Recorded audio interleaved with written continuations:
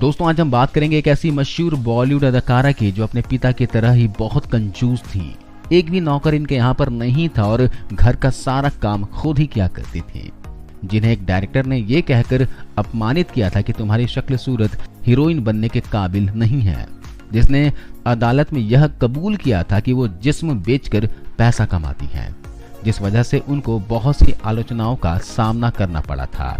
तो कौन थी अदाकारा, क्या था इनका गलत धंधे से कनेक्शन और कैसा रहा है उनका फिल्मी सफर, कि उन्हें एक ही व्यक्ति से करनी पड़ी 3 बार शादी, और कहां वह कैसे गुजार रही हैं अपनी जिंदगी, जानेंगे और भी बहुत कुछ। बस बने रहिए हमारे साथ। दोस्तों जिस अदाकारा की हम बात कर रहे हैं वो शख्सियत हैं माला सिन्हा। माला सिन्हा का जन्म 11 नवंबर 1936 को कलकत्ता में ईसाई और नेपाली माता पिता के घर में हुआ था। इनके पिता का नाम अल्बर्ट सिन्हा था। इनकी माँ नेपाली महिला थी और इनके माता पिता नेपाल से आकर भारत में पश्चिम बंगाल के शहर कलकत्ता आकर रहने लगे थे। इनके बचपन का नाम आल्डा था। स्कूल में बच्चे इन्हें डाल्डा कहकर चिढ़ाया करते थे, जो उस दौर में एक वनस्पति घी का ब्रांड था। इसलिए उन्होंने बाल कलाकार के रूप में अपना पहला काम मिलने पर अपना नाम बदलकर बेबी नज़मा रख लिया था। इन्हें बचपन से ही गायकी और अभिनय का शौक था। आल्डा जब थोड़ी बड़ी हुई तो उन्होंने ऑल इंडिया रेडियो के कलकत्ता केंद्र से गायिका के रूप में गाना शुरू कर दिया। उन्होंने बंगाली फिल्मों में बाल कलाकार के रूप में अपना करियर शुरू किया था। साल 1950 में आई बंगाली फिल्म जय वैष्णो देवी और श्री कृष्ण लीला में काम किया। एक बार प्रसिद्ध बंगाली निर्देशक अर्धेंदु बोस ने उन्हें एक स्कूली नाटक में अभिनय करते हुए देखा था, तो इनकी अभिनय क्षमता को देखकर बहुत प्रभावित हुए। तब उन्होंने माला के पिता से उन्हें साल 1952 की अपनी बंगाली फिल्म रोशन आरा में नायिका के रूप में लेने की अनुमति ली। इस तरह महज 16 साल की उम्र में उन्हें बंगाली फिल्मों की हीरोइन का दर्जा मिल गया। अभी भी इनका नाम नज़मा ही था।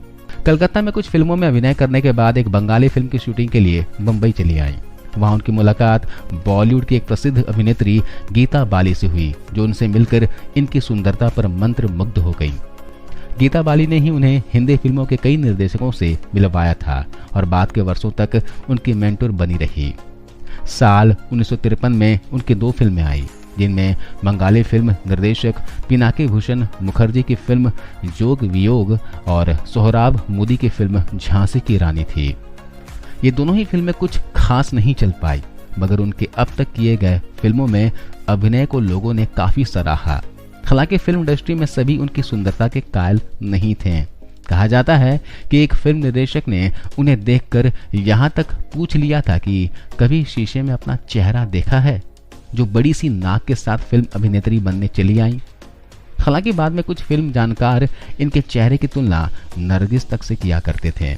इसके बाद साल 54 में इनकी बतौर अभिनेत्री कई फिल्में रिलीज हुई, जैसे विलियम शेक्सपियर की कहानी पर आधारित फिल्म हेमलेट, जिसे किशोर साहू ने प्रदीप कुमार के साथ बनाया था। यह फिल्म फ्लॉप रही। वैसे इसी साल इनकी प्रदीप कुमार के साथ फिल्म बादशाह और गुरुदत्त और गीता बाली की फिल्म सुहागन और बंगाली फिल्म निर्देशक पिनाकी भूषण मुखर्जी की फिल्म धूली रिलीज हुई थी। ये सभी फिल्में ज्यादा तो नहीं चल पाई, मगर माला सिन्हा को लोग एक कलाकार के रूप में जानने लगे थे। फिल्म धूली तक इनका नाम नज़मा ही था। फिर साल 1954 में आई फिल्म एकादशी, जो कि एक पौराणिक कहानी पर बनी थी।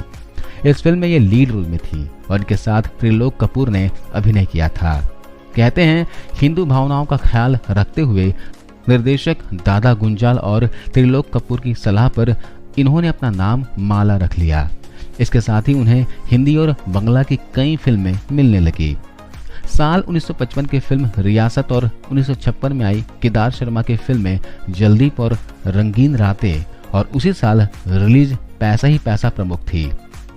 बंगाली फिल्म पुत्रवधू में उत्तम कुमार के साथ और प्रदीप कुमार के साथ इन्होंने एक शोला में काम किया। ये सभी फिल्में भी कुछ खास नहीं चल पाई। जब माला सिन्हा को इतनी बड़ी फिल्में करने के बाद भी कुछ खास सफलता नहीं मिल पा रही थी, तो ऐसे में उन्हें सहारा मिला हिंदी फिल्मों के लेजेंडरी एक्टर और निर्देशक गुरुदत्त का, जिन्होंने उन्हें फिल्मों में अच्छी तरह स्थापित करने में काफी मदद की। उनके साथ 1957 में रिलीज फिल्म प्यासा में माला सिन्हा के अभिनय को लोगों ने बहुत पसंद किया। इस फिल्म में गुरुदत्त के साथ वहीदा रहमान ने भी काम किया था। यह फिल्म सुपर हिट रही।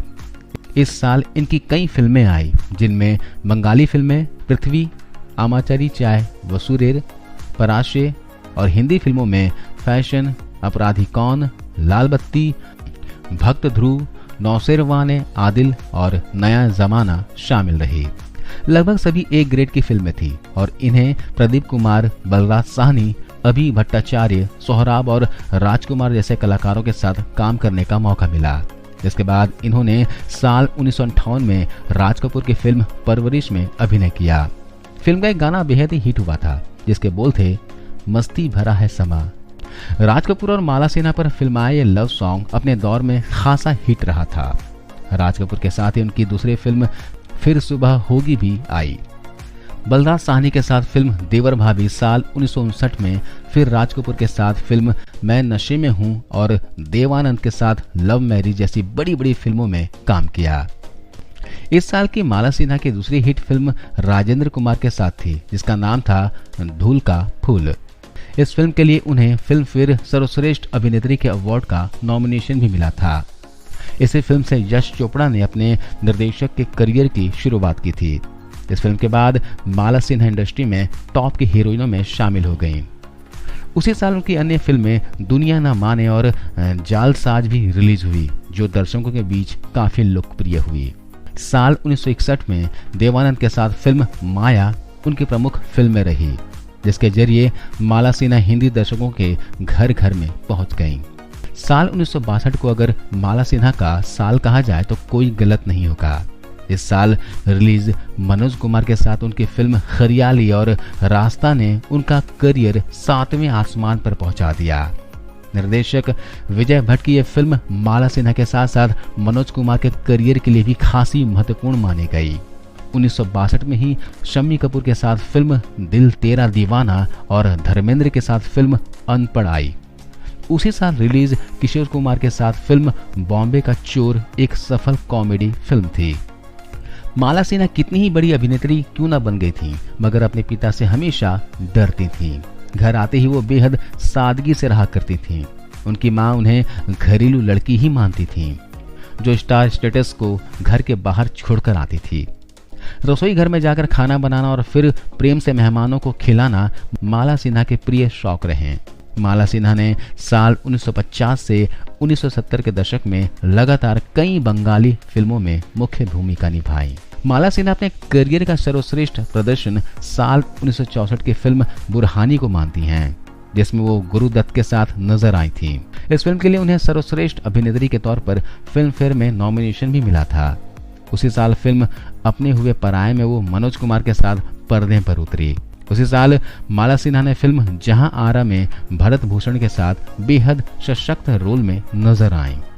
इसी फिल्म के लिए उन्हें बंगाल फिल्म जर्नलिस्ट एसोसिएशन से उस साल के बेस्ट एक्ट्रेस का अवार्ड हासिल हुआ, जबकि फिल्म फेयर में भी इसी कैटेगरी का नॉमिनेशन मिला। साल 1965 में उनकी फिल्म आई हिमालय की गोद में, जो सुपर हिट साबित हुई।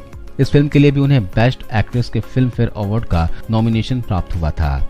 हालांकि माला सिन्हा के करियर की विडंबना ही मानी जाएगी कि 4 बार नॉमिनेट होने के बावजूद माला सिन्हा कभी इस अवार्ड को जीत नहीं पाईं। 70 के दशक में उनकी लगभग 2 दर्जन फिल्में आई। साल 1970 में गीत, 71 में मर्यादा, 72 में संयोग और 73 में रिक्शा वाला उनकी चर्चित फिल्में रही। साल 74 में माला सिन्हा ने अपनी भूमिका में एक बड़ा बदलाव किया। अब उन्हें पहले की तरह साल में 7-8 फिल्में नहीं मिल रही थीं। उन्होंने अब स्ट्रॉन्ग कैरेक्टर रोल अपनाने शुरू कर दिए और हर फिल्म स्वीकार करना भी बंद कर दिया। साल 74 की फिल्म 36 घंटे इसका एक बेहतरीन उदाहरण था, जिसमें उनका दीपा रॉय का रोल लीक से काफी हटकर था। इसी तरह साल 76 में रिलीज जिंदगी में, साल 78 में आई फिल्म कर्मयोगी में और साल 80 में आई फिल्म बेरहम में उनका किरदार देखते बनता था। माला सिन्हा की लोकप्रियता का आलम यह था कि जब साल 90 में माधुरी दीक्षित फिल्मों में आई तो कहा गया कि वो न्यू माला सिन्हा हैं। हालांकि कुछ वर्षों के बाद माला ने खुद को फिल्मों से पूरी तरह दूर कर लिया। उनकी आखिरी फिल्म जिद थी, जो साल 94 में रिलीज हुई थी। उन्हें साल 2007 में star screen life time achievement award दिया गया। साल 2018 में माला सिन्हा को film fair life time achievement award से सम्मानित किया गया। माला सिन्हा के बारे में एक किस्सा बहुत मशहूर है कि अदालत में अपने जिस्म का सौदा करने की बात कही थी।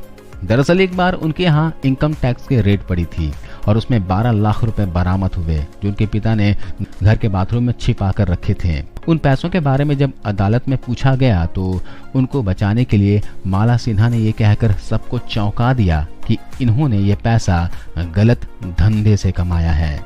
अगर इनकी निजी जिंदगी के बारे में बात करें, साल 1966 में फिल्म दिल लगी की शूटिंग के दौरान माला सिन्हा की अभिनेता संजय खान से भी नजदीकियां बढ़ गई थी, लेकिन मामला आगे नहीं बढ़ पाया। उसी साल वो नेपाली फिल्म माइटी घर की शूटिंग के लिए नेपाल भी गईं। वहां उन्हें जीवन साथी के तौर पर फिल्म के नायक चिदम्बरम प्रसाद लोहानी मिले, जो इस फिल्म की शूटिंग के दौरान ही माला सिन्हा से प्यार करने लगे थे। 16 मार्च 1966 को दोनों ने शादी कर ली। फिल्मों में अभिनय जारी रखने की शर्त पर शादी 3 बार अलग अलग रीति रिवाजों से पूरी की गई। पहले इन्होंने कोर्ट मैरिज की, फिर क्रिश्चियन पद्धति से चर्च में शादी की क्योंकि इनके पिता ईसाई थे। इसके कुछ ही दिनों के बाद दोनों ने हिंदू रीति रिवाज से शादी की क्योंकि चिदम्बरम प्रसाद लोहानी नेपाली हिंदू थे। लोहानी का नेपाल में काफी बड़ा रियल एस्टेट का बिजनेस था। माला सिन्हा की एक बेटी है जिसका नाम प्रतिभा सिन्हा है। इन्होंने भी फिल्मों में करियर बनाना चाहा, मगर दुर्भाग्य से उनकी फिल्में चल नहीं पाई और इन्होंने भी जल्द ही फिल्मों से किनारा कर लिया। तो दोस्तों, कैसी लगी आपको आज की ये जानकारी, हमें कमेंट बॉक्स में जरूर बताइएगा। जय हिंद।